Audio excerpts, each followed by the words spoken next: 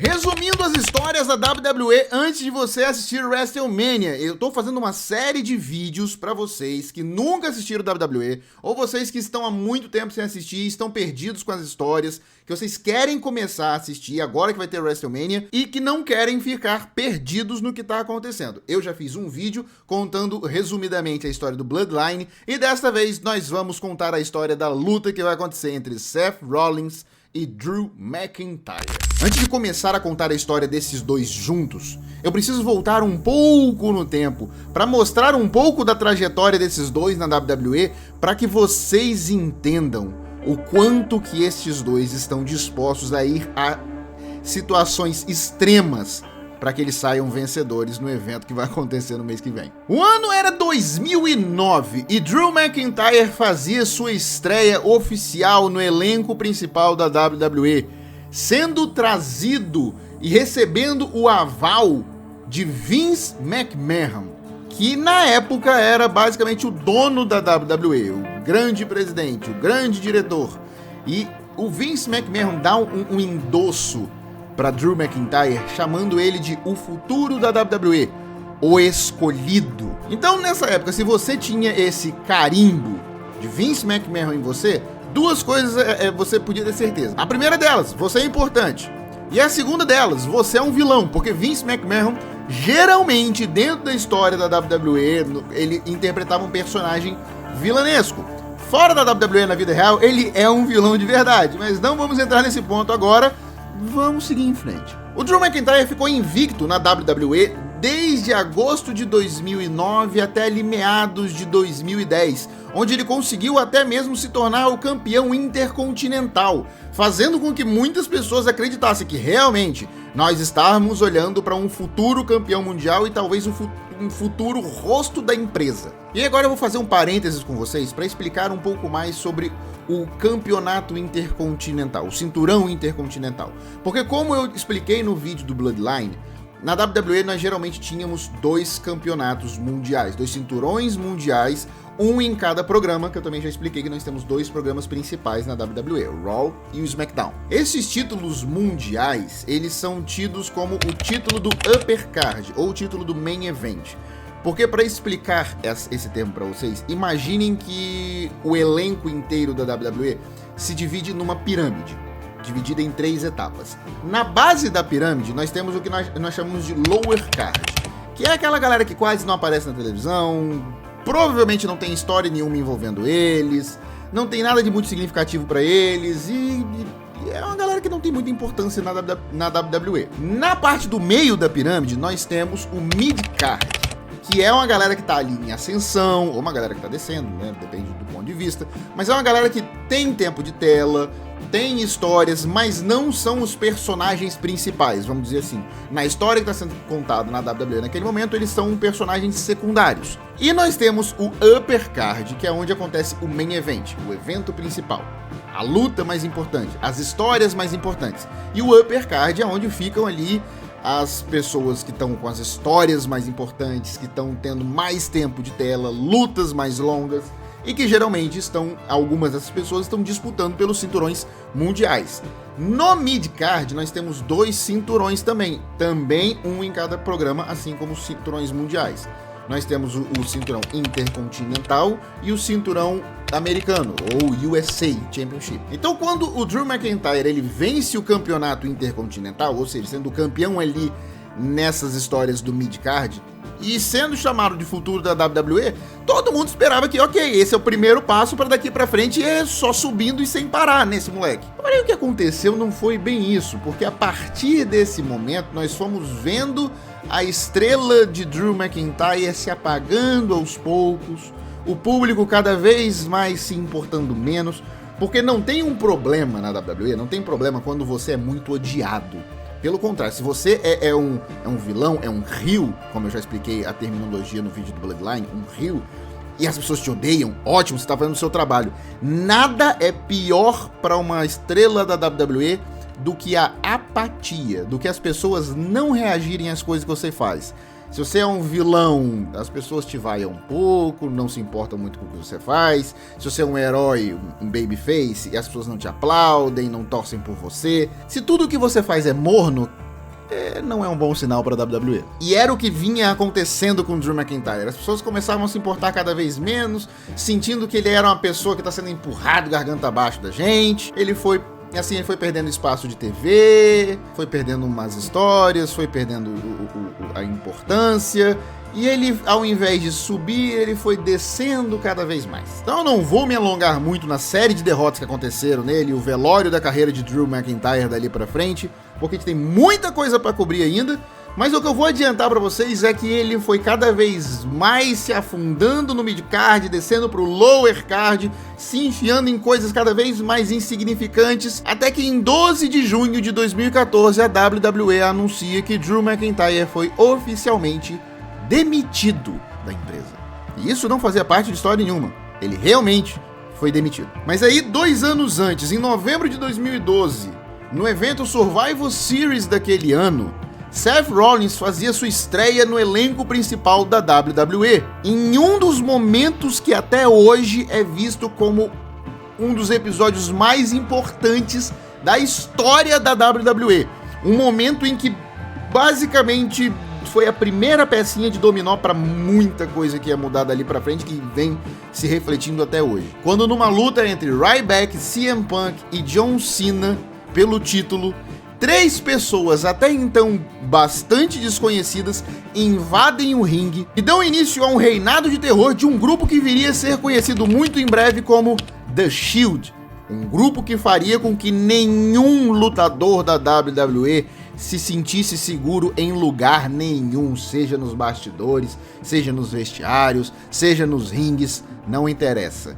A Shield ia garantir que ninguém se sentisse seguro naquele lugar. Eu vou explicar bem melhor o que foi a Shield e o impacto da Shield na WWE quando eu chegar no vídeo de The Rock e Roman Reigns versus Cody Rhodes e Seth Rollins, porque lá eu preciso falar bastante sobre a Shield. Mas o que eu posso dizer pra vocês é que durante 2 anos onde a Shield foi extremamente impactante na WWE, Seth Rollins era visto como o arquiteto do grupo, a pessoa que maquinava os planos, a pessoa que bolava as estratégias e que dentro do ringue era um mestre técnico.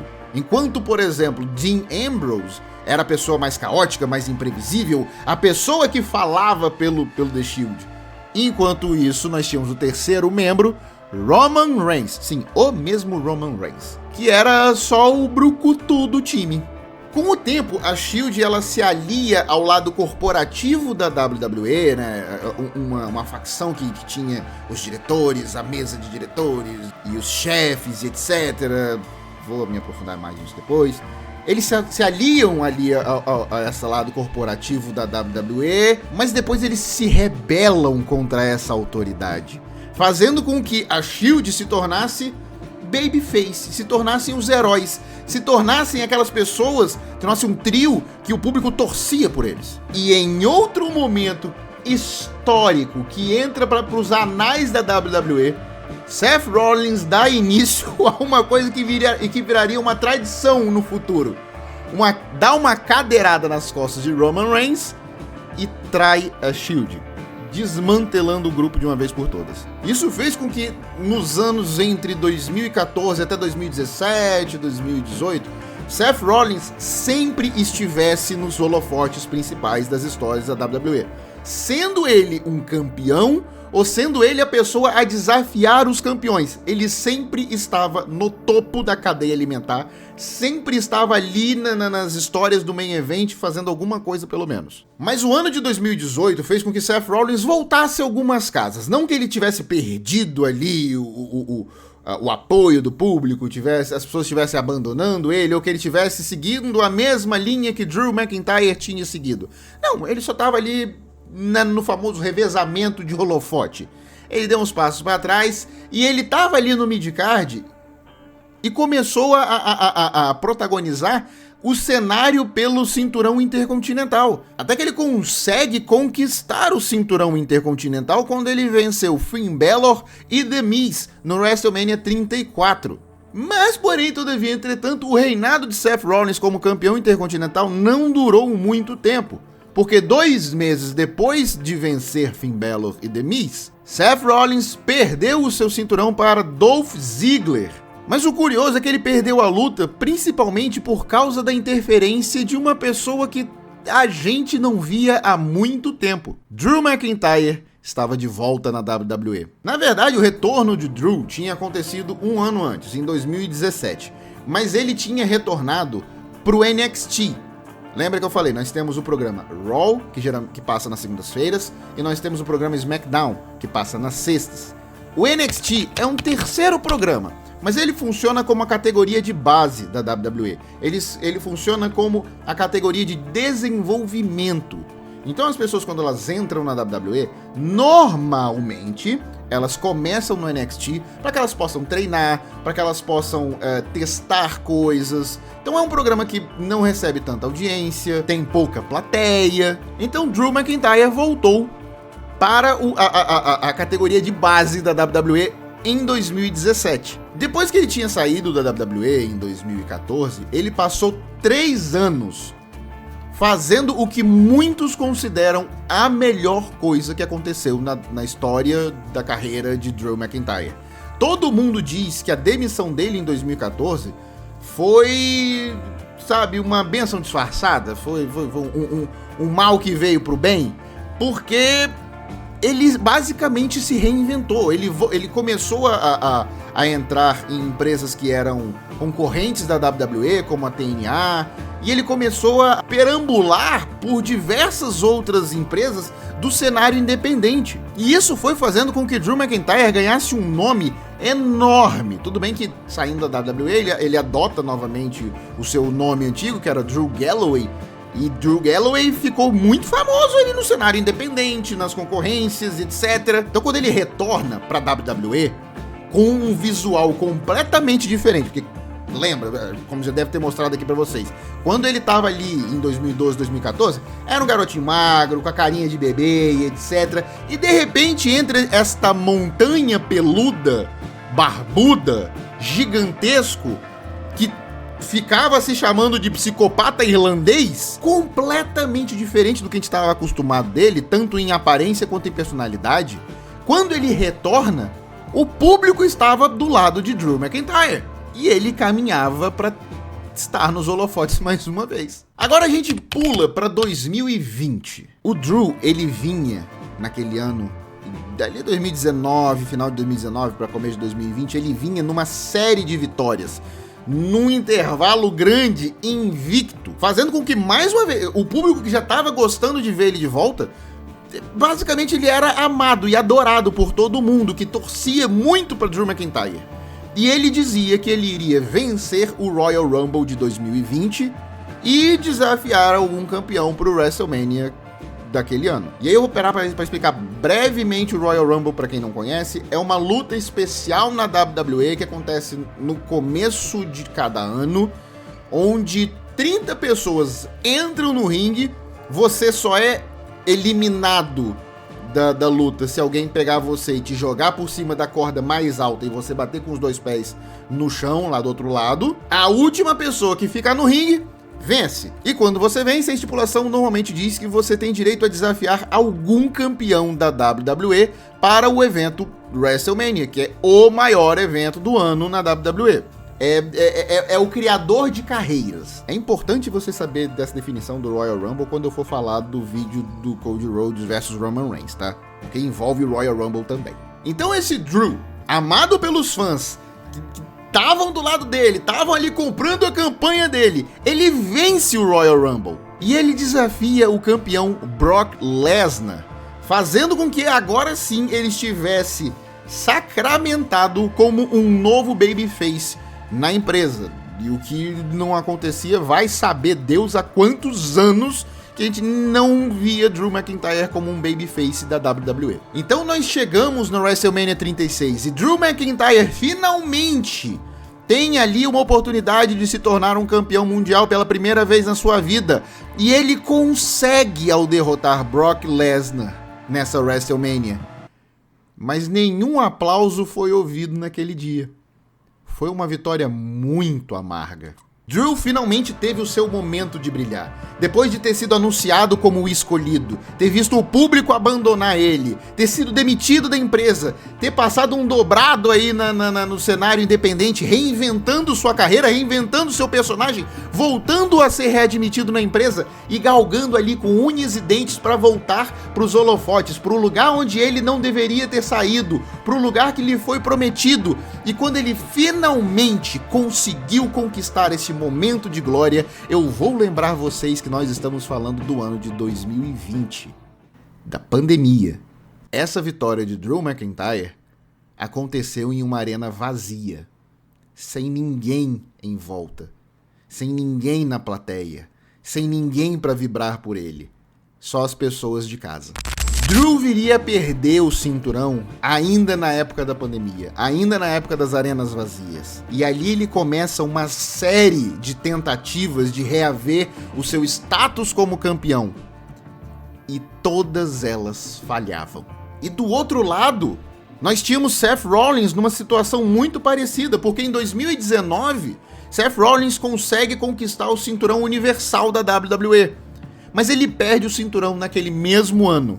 E desde então, ele começa ali uma campanha para conseguir voltar, uma série de desafios aos campeões e nunca conseguia pegar o seu cinturão de volta.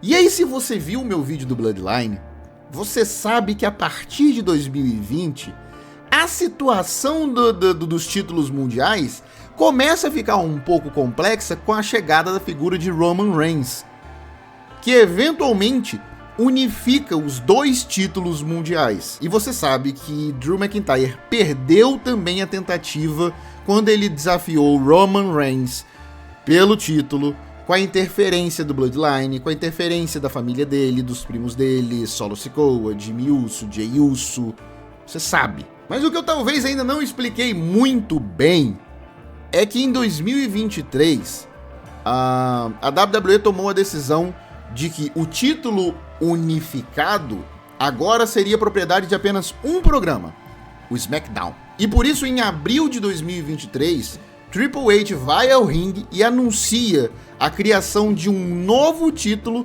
de propriedade do Monday Night Raw, fazendo com que assim nós voltemos a ter 2 cinturões. E para isso, para descobrir quem seria esse novo campeão, ele começa um torneio entre grandes desafiantes, grandes nomes da WWE, para descobrir no evento Night of Champions quem seria o a primeira pessoa a levantar esse cinturão novo. E neste evento Night of Champions, Seth Rollins sai como o grande vencedor, sendo o primeiro portador do cinturão dos pesos pesados do Monday Night Raw. E aqui entra uma informação um tanto quanto importante. Nessa época em que isso aconteceu, o público reclamava, era uma frustração muito grande do público, que Roman Reigns defendia o seu título pouquíssimas vezes no ano, sabe, umas 4 vezes no ano, 5 no máximo, isso contando com WrestleMania. E o público estava muito insatisfeito com isso, né?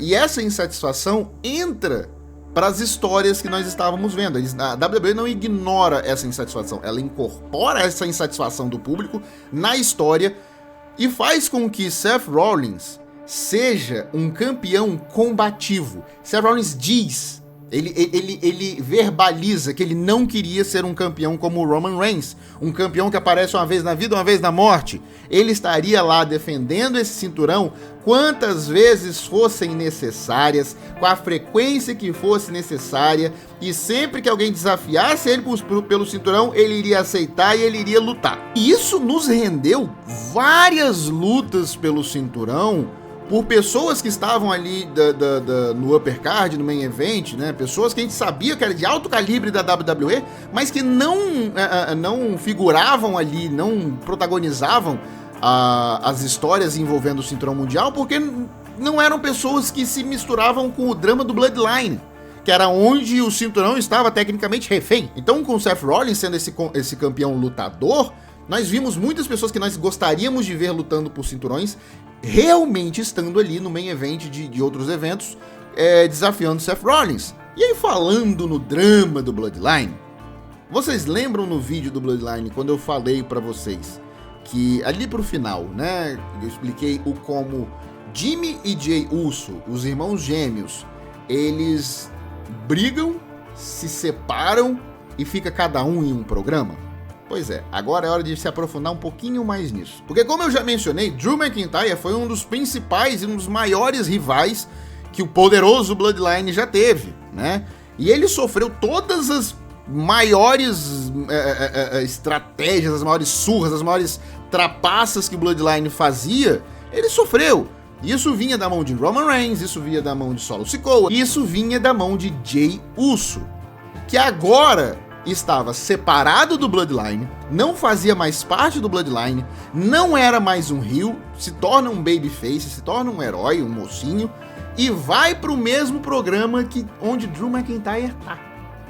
Ele não ficou feliz. Nossa! Pensa numa pessoa que ficou bolada com a presença de Jey Uso no Monday Night Raw. Foi Drew McIntyre. Então uma boa parte ali do vestiário da WWE, né, das pessoas que compõem ali o elenco da WWE, eventualmente, ou de primeira mão já perdoaram Jey Uso, ficaram assim, não, beleza, águas passadas, fica de boa. Algumas dessas pessoas eram Cody Rhodes, Sami Zayn, algumas pessoas como Kevin Owens. Eventualmente Kevin Owens cedeu e perdoou Jey Uso, mas Drew McIntyre não estava nem um pouco disposto a perdoar Jey Uso e deixar o que ele tinha feito para trás como águas passadas. Mas o fato de que outras pessoas estavam com essa disposição fez com que Drew McIntyre começasse a ter umas atitudes um tanto quanto questionáveis. Que você olha assim, um babyface da WWE não faria esse tipo de coisa, não falaria esse tipo de coisa. Mas será que teve um heel turn e ficou aquela coisa ali meio... heel turn, só pra dizer pra vocês, é quando alguém se torna um heel, alguém se torna um vilão, tá? Então, cara, será que teve um heel turn do Drew McIntyre? Parece que não sei. Então tava águas muito cinzas. Mas finalmente, depois de tanta gente desafiando Seth Rollins pelo cinturão, era a hora de Drew McIntyre. Então em outubro de 2023, no evento Crown Jewel, nós tivemos a luta entre Seth Rollins e Drew McIntyre pelo cinturão, e o Drew McIntyre perdeu de novo. Essa derrota de Drew McIntyre marcou, é tipo a virada de chavinha. Ele começou ali uma mudança sutil, mas extremamente crucial para que a gente chegue no ponto onde estamos hoje. Ele começa a ficar mais paranoico, ele começa a ficar mais agressivo, ele começa a ficar mais sarcástico. E ele foi caminhando cada vez mais perto, mais próximo do famoso heel turn. A gente que acompanhava semanalmente quando estava nessa época, a gente sentia de longe o cheiro do heel turn chegando. A gente já sabia que vinha, a gente só queria saber quando e como, mas a gente sabia que vinha. O heel turn de Drew McIntyre estava vindo a passos vagarosos. A gente via de longe. E nesse meio tempo, depois dessa derrota do Drew McIntyre, Jey Uso continuou recebendo cada vez mais apoio, cada vez mais atenção, e aí Drew McIntyre foi só perdendo mais a cabeça, a ponto de que ele se aliou ao Judgment Day, uma das facções mais vilanescas e malignas que existem hoje no Monday Night Raw. Ele simplesmente não podia largar a obsessão contra Jey Uso, e ele iria se aliar com quem precisasse e fazer o que fosse necessário para que Jey Uso sofresse a sua vingança. Porém, essa aliança ali entre o Judgment Day e o Drew McIntyre não dura muito tempo, e logo ela é desfeita, e Drew McIntyre volta a perseguir o cinturão mundial, o cinturão dos pesos pesados, por conta própria. Até que no dia 1º de janeiro de 2024, nós tivemos mais uma luta entre Seth Rollins e Drew McIntyre. Você já sabe, né? Você já adivinha. Drew McIntyre perdeu de novo. Mas não é culpa dele. Ninguém estava ganhando do Seth Rollins. É errado eu dizer que Drew McIntyre perdeu de novo. Seth Rollins ganhou de novo. Seth Rollins estava ganhando de todo mundo. Finn Balor, Sami Zayn, Jey Uso, Shinsuke Nakamura. Todo mundo que enfrentava Seth Rollins perdia. Então não é culpa do Drew. Como eu disse, Seth Rollins ele estava defendendo o seu cinturão. Se alguém chegasse na esquina e falasse, tô te desafiando pra semana que vem pelo cinturão, ele falou, beleza, te vejo lá. E era isso. Ele continuava sendo esse campeão combativo, mesmo quando o gerente geral da WWE aconselhou ele a pegar leve, porque ele estava começando a acumular lesões no corpo dele, principalmente uma lesão nas costas dele, que era extremamente delicada, extremamente dolorosa e que poderia acabar com a carreira dele de uma vez por todas. Isso é sério, isso não é uma invenção não, tá? Ele realmente tem essa lesão nas costas. E eu concordo que ele devia descansar. Esse homem vai morrer. Talvez ele devesse ter aceitado um pouco desse conselho, porque no dia 15, 2 semanas depois dele ter derrotado o Drew McIntyre, no dia 15 de janeiro, ele enfrenta Jinder Mahal pelo cinturão e ele sofre uma lesão um tanto quanto complexa. Ele lesiona o joelho dele. E mais uma vez, essa lesão aconteceu de verdade, a ponto de que os médicos da WWE orientaram de que ele precisaria passar por uma recuperação que poderia levar até 6 meses.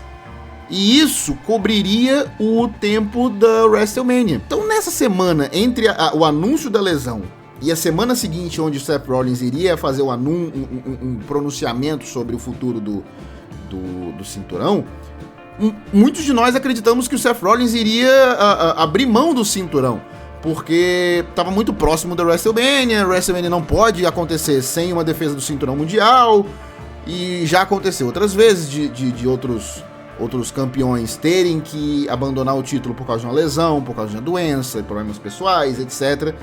Já tinha acontecido, a gente imaginava que isso ia acontecer, e contrariando todas as orientações médicas, o Seth Rollins aparece no ringue e fala: eu vou lutar no WrestleMania, eu vou ficar bom até lá e eu vou lutar no WrestleMania. E a gente falou: duvido, mas tá bom. E aí eu vou até adiantar um pouquinho pra vocês aqui, uma coisa que eu vou repetir no vídeo do Seth e Cody versus Rock e Roman. Essa semana, na segunda-feira, semana que eu tô gravando esse vídeo, o Seth, ele avisou que ele tá 100% bom, ele tá 100% pronto, ele tá 100% recuperado e ele tá 100% liberado pra competir no WrestleMania. E é isso, né? Ele calou a boca de todo mundo, porque todo mundo duvidou que ele ia ficar bom a tempo do WrestleMania, e ele ficou até com umas semanas de folga. Mas com esse anúncio de que ele não iria abandonar o cinturão, nós tivemos o anúncio de que teríamos uma luta do Elimination Chamber, que aconteceu recentemente na Austrália, e que o vencedor da luta do Elimination Chamber masculino iria ser o desafiante de Seth Rollins no WrestleMania. Então, no dia 24 de fevereiro, recentemente, agora, algumas semanas atrás, nós tivemos esse evento em Perth, na Austrália. Perth. O evento foi na Austrália. E nessa luta nós tínhamos LA Knight, AJ Styles, Bobby Lashley, Logan Paul, Kevin Owens e Drew McIntyre. A essa altura do campeonato, o Drew McIntyre já tinha cedido completamente ao lado sombrio da força. Ele já tinha entrado de cabeça no lado vilão dele, só que ele renovou completamente o personagem dele. A melhor maneira que eu posso resumir este novo personagem de Drew McIntyre é como se ele pegasse toda a parte tóxica dos fãs da WWE na internet e abraçasse e repetisse tudo que essa parte tóxica da comunidade de WWE costuma dizer na internet. Obviamente é todas as coisas que estão dentro da lei. E eu vou dizer pra vocês que se vocês não seguem o Drew McIntyre nas redes sociais dele, principalmente o Twitter, vocês estão perdendo um dos melhores desenvolvimentos de vilão que aconteceram nos últimos anos na WWE. E é basicamente isso, ele virou um troll de internet. Só que com 2 metros de altura, muitos quilos de músculo e uma cara de maluco. E é exatamente este Drew McIntyre, completamente sádico, sarcástico e maluco, que entrou no Elimination Chamber e venceu.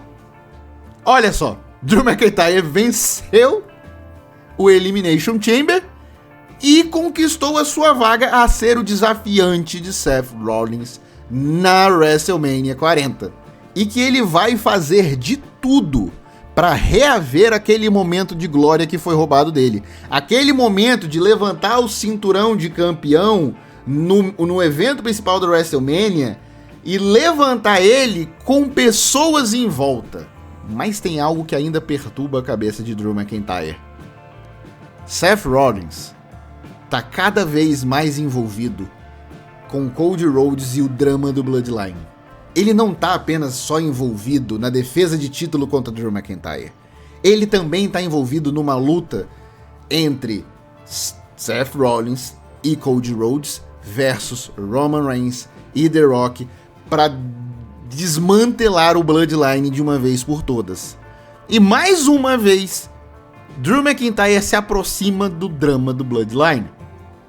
E ele não tá nem um pouco feliz com isso.